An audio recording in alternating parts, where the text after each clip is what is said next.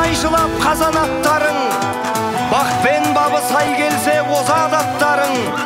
Құрметті Түркістан облысының тұрғындары мен ұлттық ойын жанашырлары, ардақты әкеміз Тасболат Асанұлының өмірден өткеніне 1 жыл толуына орай Түркістан облысы Отырар ауданы Балтакөл ауыл әкімшілігіне қарасты Ақкөл ауылында 2 күн қатарынан ұлттық ойын көкпардан дүбірлі дода өтеді. 19 наурыз қонағасы күні өтетін көкпардың жүлде қоры ас иелерінен 2 миллион теңге болса, 20 наурыз үлкен ас көкпарының жүлде қоры ас иелерінен 10 миллион теңгені құрайды.